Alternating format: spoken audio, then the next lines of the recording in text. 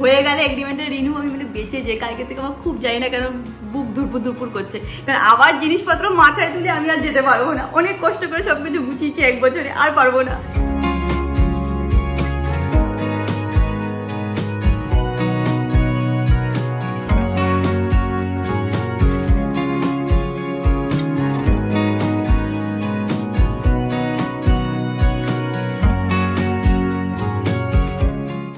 Good morning, welcome back to my Bangla blog channel. কালকে আমি একটুখানি ব্রেক নিয়েছিলাম অ্যান্ড ব্রেক নিয়ে মাথায় যতটা তেল বাড়িতে ছিল সব লাগিয়ে নিয়েছি, দিয়ে ভালো করে চাম্পি করে রিল্যাক্স করেছি।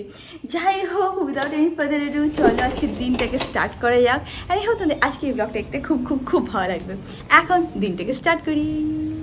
লোকে যাই বলুক, মাথায় তেল দিলে মাথাটা কিন্তু বেশ ঠান্ডা ঠান্ডা লাগে। যাই হোক, এখন গাছপালাগুলোতে একটু জল দিয়ে নিই।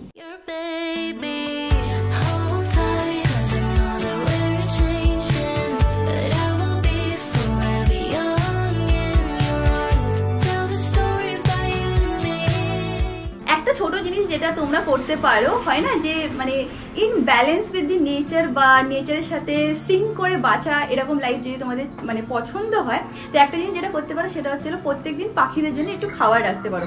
1 মুঠো চাল রাখতে পারো, বা তোমরা যদি পাখিদের খাবার অ্যামাজন থেকে কিনতে চাও সেখানেও তোমরা কিন্তু পেয়ে যাবে। আমরা ইউজুয়ালি অ্যামাজন থেকে অর্ডার করি, বা যখন থাকে না তখন একটুখানি চাল ওদের জন্য রেখে দিই। চাল আর একটু জল রেখে দিতে পারো, ওরা ঠিক তোমাদের বাড়ি আস্তে আস্তে খুঁজে পাবে অ্যান্ড এসে ঠিক খেয়েও নেবে।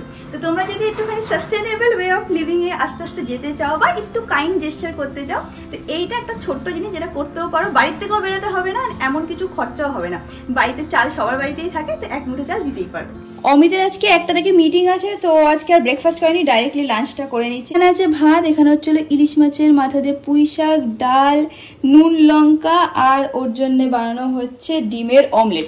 এখানে ইলিশ মাছ ভাজাও আছে, বাট অমিত বলছে ইলিশ মাছ খাবেন, ও খুব একটা প্রেফার করে না ইলিশ মাছ। তো যাই হোক, ওর জন্য একটু অমলেটটা বানিয়ে নিই।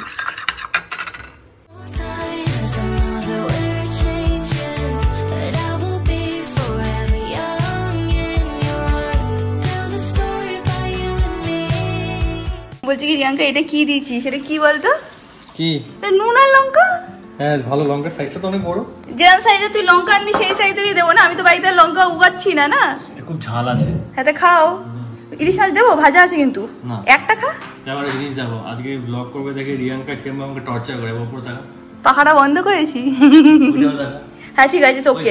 ফ্যান অফ করে আমি ঘামাচ্ছি, ধর 1 সেকেন্ডে তোলেই তোকে চালিয়ে দিচ্ছি। এসি চালানো সেটা দেখিয়ে দেবো। তোলেই কি 1 সেকেন্ডে তলিয়ে এটা তুলে তারপর চালিয়ে দিচ্ছি। বলছি তোকে দেবো মাছ একটা ইলিশ মাছ খা। ভাত ততটা শাক মনে হচ্ছে। ভাতটা অনেকটা ভাত আছে, আমি আবার দিচ্ছি। সুন্দর করে গুছিয়ে দিলে কোনো কি মান সম্মান নেই, বুঝছিস তো? নিজে নিয়ে খাবি কালকের থেকে। তো অমিতের খাওয়া হয়ে গেছে, ম্যাঙ্গোকেও খাবারটা দিয়ে নিয়েছি। আজকে সকালে উঠে দেখছি যে ভালো রোদ্দুর উঠেছে, তো ভাবলাম দেরি না করে যা জামা প্যান্ট ধোয়ার আছে তাড়াতাড়ি করে ধুয়ে নিই। নাহলে এই কদিন ধরে যা বৃষ্টি একটা ওয়েদার ছিল, অনেক জামা প্যান্ট জমে গেছিল। অনেক ঠিক না, বাট ওই ঘরে পড়া টুকটাক জামা প্যান্টগুলো সব জমে গেছিল। তো ভাবলাম যে না, আজকে ধুয়ে মেলে দিই, ঠাকুরের নাম করে। আশা করছি তাড়াতাড়ি শুকিয়েও যাবে। একটা প্রবলেম আমাদের ফ্ল্যাটে কি বলতো, এখানে না মানে আমাদের যে ওই বারান্দাটা আছে যেখানে গাছপালাগুলো রাখে, ওগুলো খুব একটা মানে কড়া রোদ্দুর আসে না, তাই জন্য মানে শুকানোটা একটা খুব ডিফিকাল্ট টাস্ক হয়ে যায় আমার জন্য।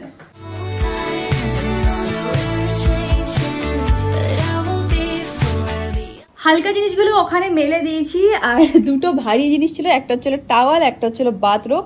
এইগুলো শুকাতে একটু টাইম লাগবে, তো এইগুলোকে এখানে মেলে দিয়েছি, কারণ এখানে না ডাইরেক্ট রোদ্দুরটা বেশ ভালো পড়ে। তো আই হোপ আজকে তাড়াতাড়ি করে শুকিয়ে যাবে সব। দেখেছো মানুষের লাইফে প্রায়োরিটি কিভাবে চেঞ্জ হয়ে যায়? কোনদিনও ভাবতে পেরেছো যে আমার লাইফে এইটা হবে প্রায়োরিটি? সেটা হচ্ছিল কি করে জামা প্যান্ট শুকাবো, কখন রোদ্দুর আসবে, কোথায় রোদ্দুর আসবে। সত্যি মানুষের জীবনে অনেক চেঞ্জেস আসে। কোনদিনও যে যেটা ভাবেও না যে করবে, ইভেনচুয়ালি সেটাই তার লাইফ হয়ে যায়, আর সে হ্যাপিলি সেটা করে।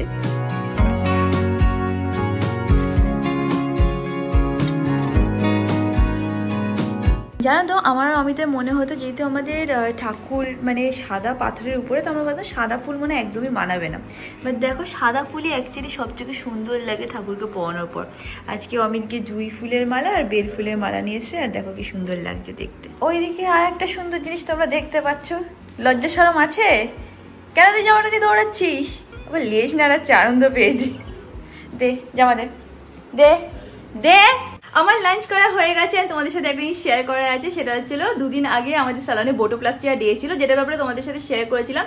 তোমরা অনেকে বুক করেছিলে অ্যান্ড তোমরা অনেকেই এসেছো, অনেকে আরো কল করেছিলে, বাট সবাইকে আর মানে হয় না স্লট দিতে পারিনি, কারণ এটা লিমিটেড স্লটই হয় আর বোটোপ্লাস্টিয়া করাতেও না অনেক টাইম লাগে।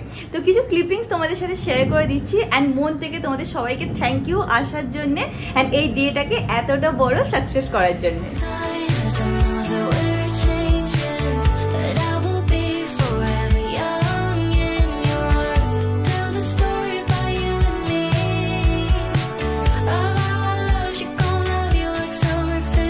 খুব ভালো লেগেছে, আমি satisfied and I had an amazing experience. This is the result and I love it, and today is my birthday, so this is one of my birthday gifts, so I'm very happy. The experience was really great. It's my almost second time here. I like the results. As you can clearly see, it's so good. So yeah, I would highly recommend coming here. তো এখানে ব্যবহারও ভালো, staff আমার খুবই ভালো লেগেছে সার্ভিসে। তো তোমরা দেখে নিলে খুব সুন্দরভাবে সেই দিনটা অর্গানাইজ করা হয়েছিল এন্ড সবকিছু খুব স্মুথলি হয়েও গেছে। থ্যাংক ইউ সো মাচ সবাইকে আসার জন্য। আর প্রত্যেকটা স্যালনে দেখো একটা পার্টিকুলার ম্যান পাওয়ার থাকে, তো সেইটা ইউজ করে আমরা যতজনকে পেরেছি সেদিন সেই সার্ভিসটা দিয়েছি। সেদিন 3999 ছিল বোটোপ্লাস্টিয়া। সো হ্যাঁ, thank you so much for coming and next আমি ডেফিনেটলি এরকম কিছু আবার প্ল্যান করবো তোমাদের জন্য। এখন আমি অমিত না প্রত্যেকদিন একটা করে ফল খাই, আজকে দেখো লেবুটা কেটেছি এরকম শুকনো মতন হয়ে গেছে। করছিস কেন, কেন হলো এটা? বাহ, কি সুন্দর লাগছে দেখতে থেকে। তো দেখে আনিস না, দেখে তো খুব সুন্দর লাগছিল, কিভাবে এরকম শুকনো বেড়াচ্ছে বুঝতে পারছি না। রিয়াঙ্কাকে 2 দিন আগে এনে দিয়েছি, রিয়াঙ্কা খাইনি। মিথ্যা ধরিস না, এতগুলো কি আমি একসাথে 10টা খেয়ে নেবো? তুই আনিস কেন অতগুলো? এখন থেকে দুটো দুটো করে আনবি। আশা করে এনেছি জানিস। আমি কি করবো? তুই অতগুলো লেবু এনেছি, এখনো কতগুলো রয়ে গেছে, একসাথে আনবি না, অত 4টে করে আনবি, তাহলে এরকম প্রবলেম হবে। ম্যাঙ্গো অল্প একটু খাই, একটা করে খাই। আমি এখন একটুখানি লেবুগুলো খেয়ে নিই। ওইদিকে দেখো ম্যাঙ্গো আবার আমাকে এসে দেখাচ্ছে যে ওইটা নিয়েছে। এটা কোনো গেম না ম্যাঙ্গো, এটা কোনো গেম না। মারিস একটু বকা লাগাতো। একমাত্র অমিতের কাছে জব্দ থাকে, আমাকে একদম পাত্তা দেয় না। ম্যাঙ্গো এটা কোনো খেলার জিনিস তোর? চুপকি দেয়। চুপ করে ছেড়ে দাও, ছেড়ে দাও, ছেড়ে দাও, ম্যাঙ্গো দাও, ছেড়ে দাও। বিহেভ। শুয়ে পড়ছে, পুরো স্ট্রেংথ লাগাবে ও। ছেড়ে দাও, লিভ। Behave. Leave.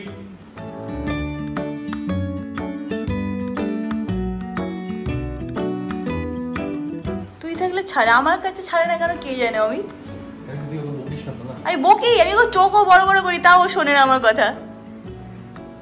দেখো মুখটা কিরম করছে, রেগে গেছে। দেখো মুখটা কিরম করতে কি হচ্ছে? রেগে গেছিস? রেগে লাভ নেই। রিয়াঙ্কা কিরম ভাবে বকে দেখো, এরম ভাবে তুই আর করবি হ্যাঁ করবি, একটা মারবো। হ্যাঁ করতি বাবা, ঠিকই বলছে, আমি এইভাবেই বকি। এরম ভাবে দেখো কি ভয় পাবে। করবি আর করতি বাবা। কালকে আমাদের ফ্ল্যাটের ওনারের সাথে আমাদের কথা হয়েছে, বললো আজকে ফোন করবে, সব কথাবার্তা বলবে। কি ব্যাপারে সব কথাবার্তা বলবে সেটা হচ্ছিল, আমরা এই ফ্ল্যাটে এসেছি 1 বছর হয়ে গেছে, আর প্রত্যেক 11 মাসে আমাদের কি বলে রেন্টের যে এগ্রিমেন্টটা আছে সেটা তো রিনিউ করতে হয়। যদিও আমি শিওর মানে 99.99% কি উনি রিনিউ করেই নেবে, বাট তাও আমার মনে হয় কোথাও না একটা ডাউট থাকে যে করবে তো, কারণ এটা পুরোপুরি ওনারের উপরে ডিপেন্ড করছে যে তিনি রিনিউ করবে কি করবে না। তো কালকে থেকে আমার কি টেনশন হচ্ছে, আমি বলছি তুই এত টেনশন নিচ্ছিস কেন, হয়ে তো যাবে, রিনিউ তো হয়ে তো যাবে। যেরকম দেখো পুনেতে যখন আমরা ছিলাম না, তখন ওনারা আমাদের বলেইছিল যে এটা আমি ইনভেস্টমেন্ট পারপাসে নিয়েছি, আর সারা জীবন আমি রেন্টেই দেবো। বাট এখানে ফ্ল্যাটের ওনার আমাদেরকে সেরকম কিছু জানায়নি যে কি পারপাস কি না ব্যাপার। তো হ্যাঁ, আজকে হয়ে গেলে এগ্রিমেন্টের রিনিউ, আমি মানে বেঁচে যাই। কালকে থেকে আমার খুব জানি না কেন বুক ধুরপুর করছে, কারণ আবার জিনিসপত্র মাথায় তুলে আমি আর যেতে পারবো না। অনেক কষ্ট করে সবকিছু গুছিয়েছি 1 বছরে, আর পারবো না। অমিত এখন একটুখানি বেরাবে, অফিস ওভার হয়ে গেছে, অনেকে চা খেতে বেরাবে, একটু ঘুরতে যাবে। প্লাস আমাদের মালিকও ফোন করেছিল, কথা হয়ে গেছে। একটু নাম। হ্যাঁ, তো আমাদের মালিক এগ্রিমেন্ট রিনিউ করে দিয়েছে, তো যেরকম ছিল সেরকমই করে দিয়েছে। নেক্সট 11 মান্থসের জন্য এগ্রিমেন্ট হয়ে গেছে রিনিউ। বাট এটা আমার টেনশন ছিল না, রিয়াঙ্কার এটা টেনশন ছিল। আমার টেনশন ছিল যে কত % সে বাড়াবে এগ্রিমেন্ট, সেটা অনেক বলার পর রিকোয়েস্ট করার পর স্যার শুনেছেন, তো একটু কনসেশন দিয়েছে। পুরো যেটা বাড়ানো উচিত মানে যেটা হয়ে আছে সেটা হয়নি, একটু কমিয়েছে, অনেকটাই কমিয়েছে। তো ঠিক আছে, অনেকটা না একটু কমিয়েছে। হ্যাঁ, মানে আমাদের ওই হিসেবে কমিয়েছে অনেকটাই, বাস ঠিক আছে, মানে কনসেশন দিয়েছে, এটাই অনেক। আমি আমার কি বলছি বলতো, তুই একবার জিজ্ঞেস করতে দিয়েছিস আপনার তো এখানে তো রেন্টে দেওয়াটাই তো আপনার প্ল্যান নেই, জিজ্ঞেস যেরকম পুনে ওনারেরটা আমরা জানতাম। আমি পুনে ওনারটা জানতাম কেন কি যখন আমি ফ্ল্যাট নিয়েছিলাম তখন ব্যাচেলার ছিলাম, তো তখন উনি আমাকে বলে দিয়েছিল। বাট আমি এখানে আগের থেকে কি করে ওনারকে এখন জিজ্ঞেস করেছি স্যার আপনার ফিউচার কি প্ল্যান আছে? সবে তো 1 বছর হয়েছে, আরো 1 বছর নেক্সট ডে জিজ্ঞেস করবো। ঠিক আছে যা চা খেয়ে। হ্যাঁ যাবো তো। দুপুরবেলা চা খেয়ে ঘুরে। দুপুরবেলা? এখন কটা বাজে? 5:30। 5:30? 5টা 5:30 বাজে। এটা দুপুরবেলা? বিকালবেলা চা খেয়ে যা। তুই আলাদা করছিস। হ্যাঁ আয় কাম কাম। ওইখানে উঠবে বলে আমি চিৎকার করছি। আয় এবার যে ক্যামেরা দেখে না আশা করিস না, আয় চল। ওকে এখানে তুলে দিতে হবে, তারপর মুন্ডুটাকে এখান থেকে বার করবে। উল্টো জায়গায় চলে গেছিস তো ম্যাঙ্গো, তোর তো জায়গাটা এইটা। দেখে না এরম ভাবে তিনি পৃথিবী দেখে। যাক হয়ে গেছে 11 মাসের জন্য আবার মানে রিনিউ হয়ে গেছে এগ্রিমেন্টটা। এবার উনি ওখান থেকে পেপার সব পাঠিয়ে দেবে, আমরা আবার এখান থেকে সাইন করে নেবো, যেরকম যা প্রসেস আছে সেটা হয়ে যাবে। তো বেঁচে গেছি, যেটা তোমাদের আগেও বললাম, ওই একবার একটা জায়গায় সব মন দিয়ে গুছিয়ে আবার সেটা মাথায় তুলে নিয়ে যেতে খুব অস্বস্তিকর লাগে। এবার আমি জানি তোমরা সবাই বলো তাহলে ফ্ল্যাট কিনে নাও। আরে কিনবো একটু ঠান্ডা মাথায় খুঁজে কিনবো। দেখো আমরা এই ফ্ল্যাটটায় মুভ করেছি, এই ফ্ল্যাটটার মানে বেশ ভালো প্রাইস, মানে তোমরা সিদ্ধা গ্যালাক্সি টাইপ করে দেখতে পারো কেমন কি প্রাইস চলছে 3 BHK, বেশ ভালো প্রাইস। কিন্তু জানো তো অনেক টুকটাক প্রবলেমও আছে, যেরকম জলের না মাঝে মাঝে খুব প্রবলেম হয়, মানে জল পুরো কালো বেরোয়। তো এরকম হুটহাট এত টাকা ইনভেস্টমেন্ট না করে একটু ভেবে চিনতে একটু খুঁজে 2-3 বছর টাইম লাগিয়ে কেনাটাও খারাপ আইডিয়া না। তো হ্যাঁ যেরকম বললাম না যে এখানে আছে সে বুঝতে পারছে যে এখানে কী প্রবলেম আছে। তো কিনবো, নিশ্চয়ই কিনবো, সবার মনে ইচ্ছা তো থাকেই যে কেনার কথা সবাই ভাবে, বাট ঠিক টাইম আসলে ডেফিনেটলি সেটা হবে। এটা তোমরাও ঠাকুরকে ডাকো যাতে সেটা হয়ে যায় তাড়াতাড়ি। এই দেখো ব্লিঙ্কিট এসছে, এদিকে ম্যাঙ্গো গেছে। তুই তো রান খুলতেও পারিস, তো যাস কেন ম্যাঙ্গো? আমার লেজ লাগাচ্ছে টুং করে। করিস না, তুই জানিস তো রেগে যায়। আরে তোকে বাবা বোকা বানাচ্ছে।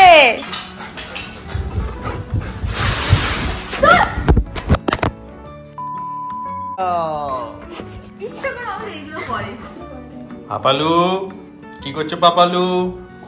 পাপালু এটা এখন দাঁড়িয়ে আছে। আর এখন কটা বাজে দেখে নাও, রাত্রি 8:14 বাজে। আর এখানে আমার ম্যাডাম খেতে বসে পড়েছে। কেন? এখন থেকে রিয়াঙ্কা নাকি নতুন ডায়েট ফলো করছে। সেখানে না কোনো ডায়েট ফলো করছি না, আজকে হচ্ছে জুলাই 1 তারিখ। এবার এই 6 মাস বছরের চলে গেছে, 6 মাস বাকি আছে। তো আমি চাই যে আর্লি ডিনার করে নিতে। ধরে রাখো 8টা থেকে 8:30টার মধ্যে আমি ডিনার করতে চাই। তারপরের বছর আমি চাই যে সেটা যাতে 7টায় আসে, এইভাবে আমি চেষ্টা করছি। তাই জন্য আজকে থেকে early dinner. No weight loss journey, no nothing, এমনি জাস্ট সিম্পল জিনিস ফলো করছি ফর হেলদি লাইফস্টাইল। এবার রিয়াঙ্কাকে ফলো করছি আমি আস্তে আস্তে। এবার আমার যেহেতু একটু লেট আছে, তো আমারটা ট্রেনটা একটু লেট আছে, আমার ট্রেনটা আস্তে আস্তে আসছে। হ্যাঁ ও আমার থেকে 2 ঘন্টা ব্যাকে চলবে, বা 2 ঘন্টা ব্যাক ওর জন্য অনেক ব্যাপার। হ্যাঁ এবার আস্তে আস্তে সেটা 1 ঘন্টা ব্যাক হবে, তারপর ওটা আধা ঘন্টা হবে, তারপর সেম ম্যাচ হয়ে যাবে আমাদেরও। ওকে নাও উই ক্যান লিভ। আমি ফ্রেন্ডস দেখবো আর খাবো। খাও ফ্রেন্ডস থাকো, খাও ফ্রেন্ডু এদিকে আসো, ফ্রেন্ড আসো। তো আজকে অমিত রাত্রিবেলা একটুখানি স্পেশাল কিছু রান্না করবে। আমি ভাবলাম তোমাদের সাথে রেসিপিটাও শেয়ার করে দিই। তোমরা প্রায় সময় বলো ওর বিরিয়ানির রেসিপিটা তো চাও তোমরা, বাট ও মাটনও খুব ভালো বানায়। তো আজকে মাটনের রেসিপিটা কে শেয়ার করবে? আমি শেয়ার করব। হ্যাঁ তো শুরু করা যাক। প্রথমে নিচ্ছে 2টো আলুটাকে ফ্রাই করে নেবে। আলুটা ফ্রাই করা হয়ে গেছে, এবার দিয়ে দিচ্ছে তেজপাতা। আরে তুই বল, তোর তো রান্না, আমি কেন বলবো? তেজপাতা, একটুখানি দারচিনি আর এক কটা গোটা গোলমরিচ দিয়ে দিলাম।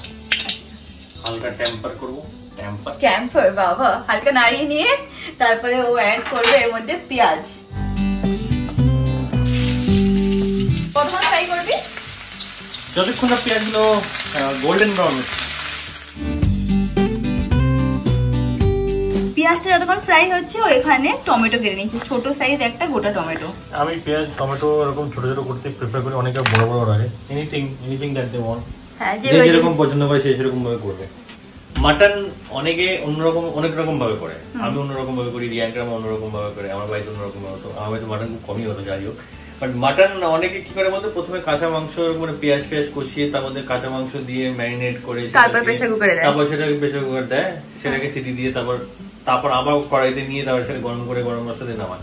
আমি উল্টো করি, আমি র মাটনটাকে আগে ধুয়ে ভালো করে জলের মধ্যে হালকা নুন দিয়ে ওটাকে সেদ্ধ করি প্রপার। কটা সিটি দিস?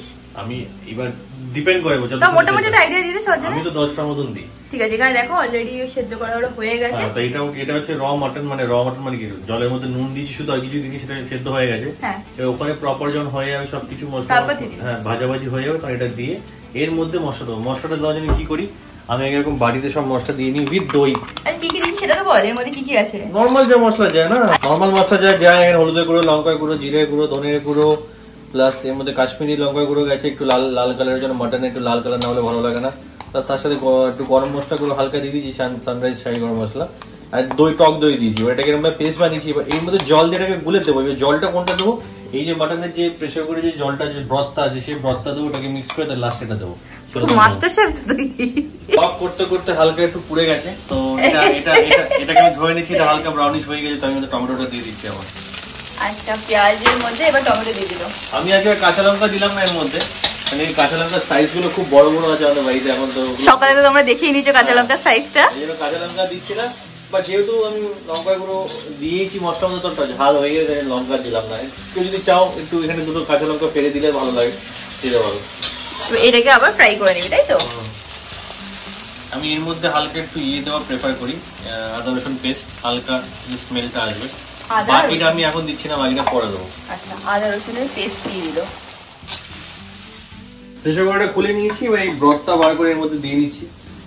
এটা দিয়ে আমি এটাকে ভালো করে মিক্স করে নেবো। পরে এটা যখন রান্না করবো এটা ইউজ করবো। এখানে ফ্রাই হয়ে গেছে ভালো মতন ভাবে। এবার আমি এর মধ্যে মাটন গুলো যেগুলো বয়েল করা হয় সেই পিসেস গুলো দিয়ে দিচ্ছি। আগে থেকে এটা কিন্তু বয়েল করা ছিল।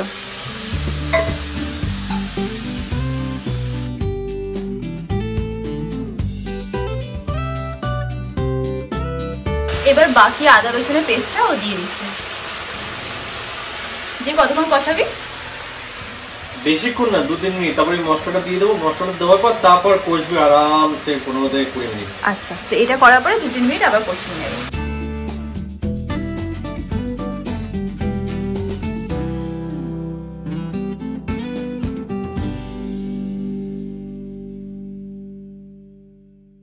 আজকের ব্লগটা বাস এইটুকুই। আশা করছি তোমাদের আজকের ব্লগটা দেখতে খুব ভালো লেগেছে। ভালো লেগে থাকলে do like, share and subscribe. And তোমার সাথে খুব শীঘ্রই দেখা হবে নেক্সট ব্লগে।